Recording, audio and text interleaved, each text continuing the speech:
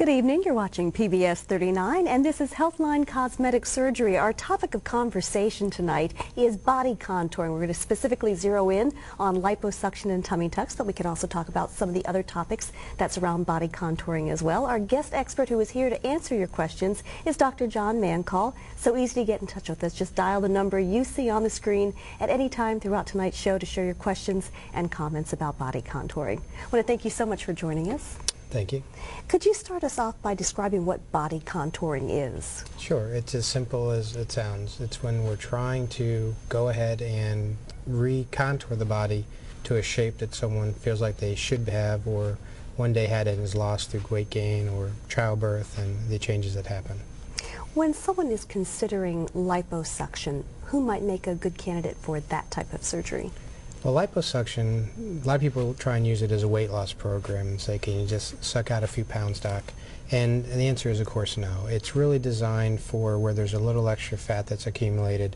You're trying to sort of smooth out or get rid of some of the extra ripples or rolls. It won't make skin tighter. It won't make muscles tighter. It's just sort of some of the padding. Now, some people, so we can have realistic expectations as what can be accomplished by liposuction. Can you describe for us, maybe show us some pictures of what can be done?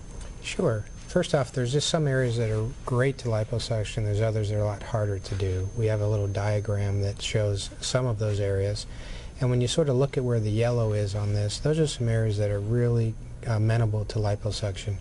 The tissue is loose enough where you can sort of remove the tissue, the underlying fat pretty easily.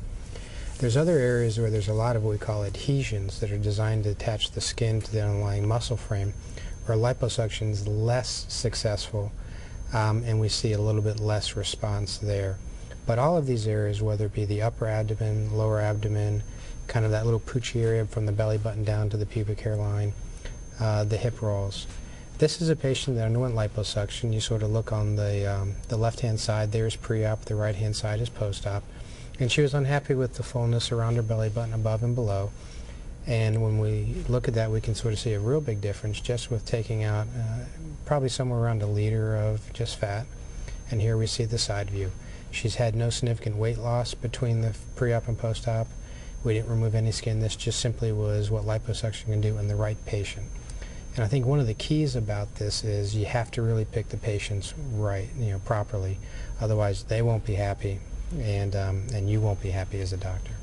So if somebody would come in thinking, well, there's some things about my body shape that I don't like that I would like to change, and they might come in saying, I want this, this, and this, how does one rein them back in and say, here are the realistic expectations, and here's what you might need to do to keep yourself looking this way after surgery? Sure. It's real common for folks to come and say, hey, I want liposuction after I do an exam and I see a lot of stretch marks on their skin, or when I have them tighten their stomach and then relax, there's a big sort of bounce effect there, a lot of difference. You know that liposuction is not going to make them happy. So you have to sort of refocus those folks and say, listen, liposuction may get rid of some of this fat, but when you look at your skin, this is actually going to be made worse because that skin won't tighten up because it's already stretchy and droopy. If we take out the filler, just like if you were to lose weight and your pants get baggy, your skin would get baggy too, and you may trade one problem for another. So some people say, hey, that's fine, I don't mind having a little loose extra skin, and you just do liposuction. And there's other folks that the bigger problem may be that they don't like their skin, and that's where tummy tucks may come into play a role. Can you talk a little bit about planning for a surgery? I know anytime before somebody gets a surgery done, there's certain things that they should perhaps eliminate from their lifestyle, and perhaps some things that they should be doing. Sure. Well, I think more than anything, if someone's interested in having cosmetic plastic surgery, you need to find out about the surgeon. If they're not board certified by the American Board of Plastic Surgery, then they haven't had the training, as far as I'm concerned, it takes to do this. And not every plastic surgeon does every procedure, so it's also good to ask them, is this something you do and you like to do?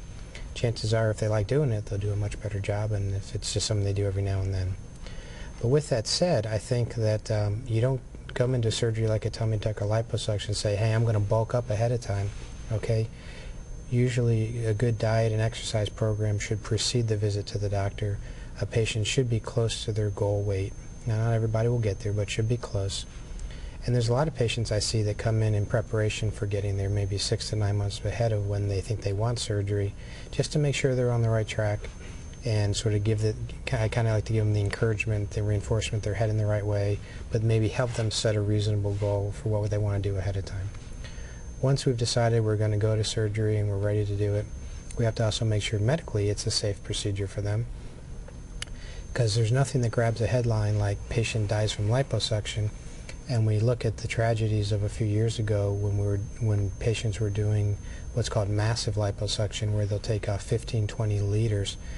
We found that was just too much. And although a lot of patients, you got away with it, it only takes one to really put a blemish on the procedure.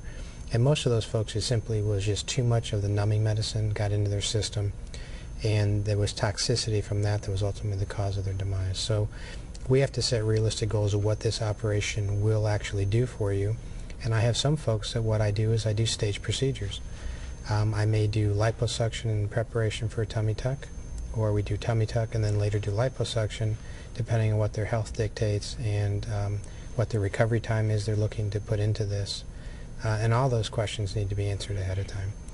Are there any situations, say with a person's health, that might restrict them from having any of these procedures done? Well, certainly obesity, I guess, would probably be the biggest ones. Super morbid obesity, when you're really very large, you're just not a candidate. Now, we sort of split hairs a little bit in that some of these folks that are so big and their bellies hang over, it impairs how they can walk. We may remove that, and we call it peniculectomy. And it's kind of on a continuum with the tummy tuck. It's just not done for the same reasons. But assuming that their weight is in the right place, most other chronic diseases can be controlled, whether it be diabetes, hypertension. I've even done this on folks who have had kidney transplants and other types of situations like that, because it's a very safe operation. And like I said, I think if you keep your goals in a realistic range, you're not going to get anybody in trouble. When we're talking about getting answers that a patient needs, I mean, separate from, is my surgeon, board certified, how many of these surgeries have you done of exactly this kind? Are there other safety precaution questions that a person should be asking? Well, I think where you do this is important. Is a facility, is it a certified facility? You like to assume your instruments are clean, and as a doctor I like to think where I go they do everything they should.